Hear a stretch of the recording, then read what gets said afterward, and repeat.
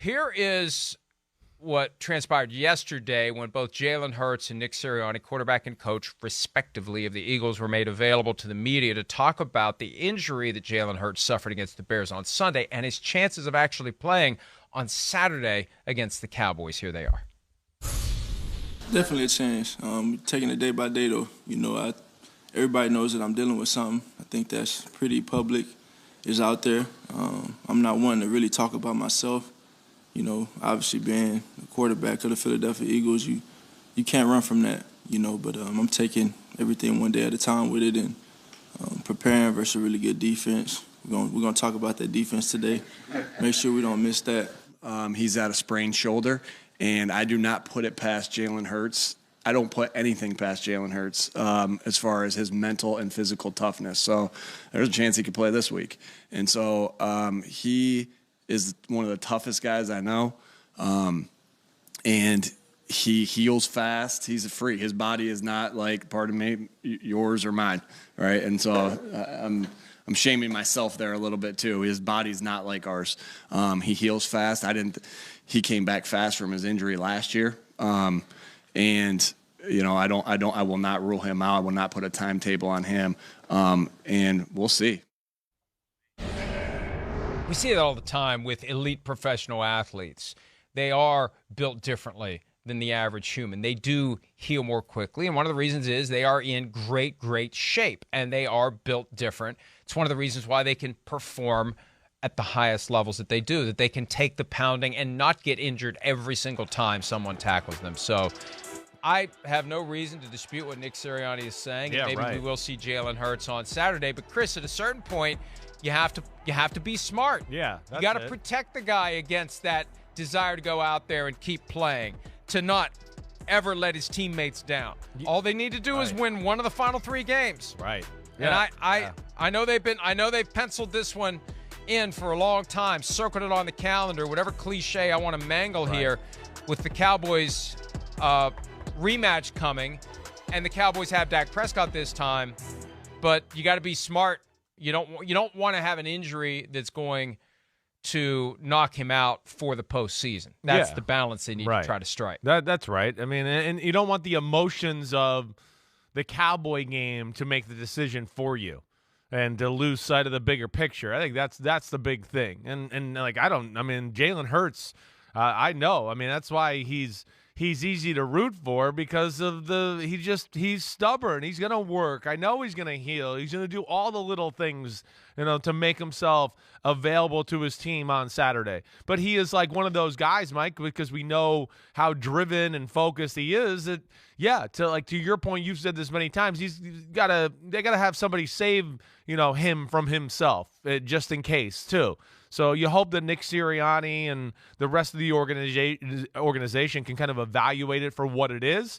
But I would think with the competitor he is, the magnitude of this football game, of course he wants to be out there. And then a special little added, icing on top of the cake with what Micah Parsons said last week, and that becoming a story. So he wants to give it to the Cowboys and show them, or shut them up a little bit. There's a lot of things that play into this, but the number one point is the point you made. Don't let all that affect the fact that you are a great team. You right now are on the inside track to win the Super Bowl.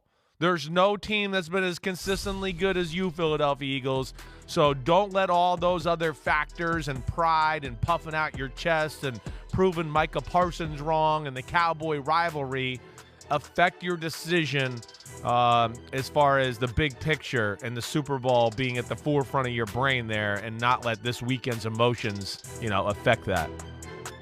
This is part of the analysis as well. We saw this a few years ago happen to the Baltimore Ravens. You're not undefeated, so the temptation. That's right too. You're right. Playing is gone. So what do you do? I remember going into the last week of 2019, John Harbaugh considered maybe resting his guys, and he chose to do it. Remember, Mark Ingram injured a calf in the last game before Week 17.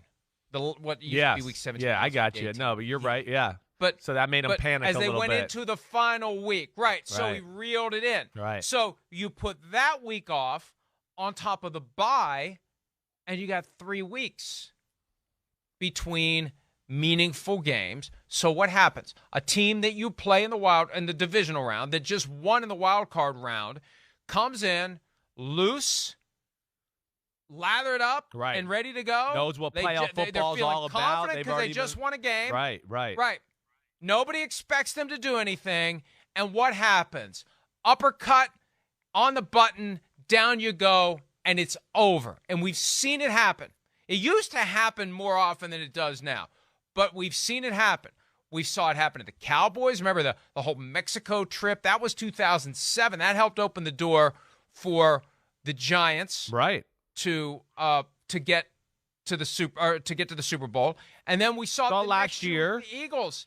The Eagles knocked off the Giants the year the Cardinals went to the Super Bowl. Right. Yeah, we saw it last year with the Packers and the 49ers. That's right. So how long do you keep your foot on the gas?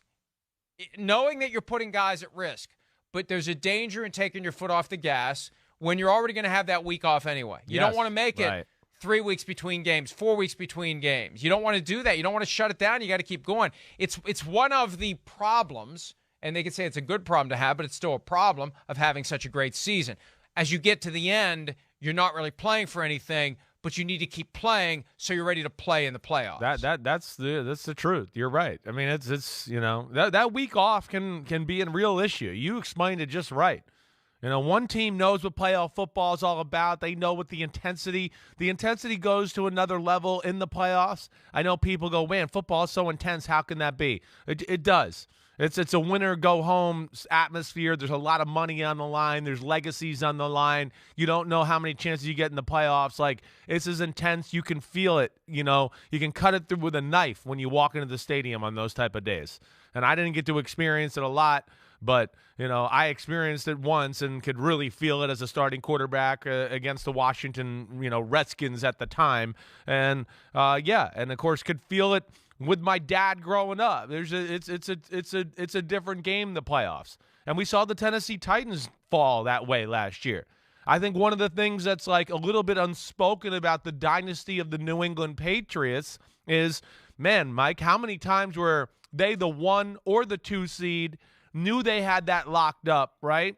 And still played week 16 or week 17, whatever one was the last week of the year, during that dynasty, where they played the last game of the year for real. I mean, Brady was out there. Everybody was out there. And I think that was the reason, Mike, you're explaining. I think Belichick knew, wait, we're going to have a week off here. I got to have my team ready for 4 quarters of football. I don't want us to go, 2-3 weeks off or 2 or 3 weeks without intense, practice and getting on the field and being physical and feeling the speed and the emotions of the game. And that's where you do have to balance it. I think in the perfect world, if he's not right this week, okay, you keep him off the field. Then next week, okay, oh, yeah, you're 95, 98%. All right, let's play you. We got to play as a football team. They got to make sure they stay in shape for 4 quarters of football, too, and keep themselves in football shape here down the stretch. That's one of the things that Nick Sirianni will have to keep in his mind. So, hopefully they don't take their foot off the gas too much here. They finished the season with 2 home games, Saints Week 17, Giants Week 18. And that Week 18 game could be significant to the Eagles because I'm always a proponent. If you can knock a division rival out of the playoff field, do it. You don't want a team from your division coming into your stadium in the postseason because they know you. They're not intimidated by you. In many respects, they've been constructed to compete with you. I'd rather play one of the other teams than play a team from my division. So if they could put a dagger in the Giants Week 18, and who knows how it'll go by then. I know. The Giants are in a good position right now. They're in the 6th spot, but that's a factor as well. But first and foremost, you don't want to go into hibernation in late December, early January, and then have to knock off the rust against a team that is feeling pretty good about itself and has nothing to lose. Hi, it's Mike Florio. Thanks for watching PFT on YouTube. Hit subscribe for the latest news and analysis from Pro Football Talk.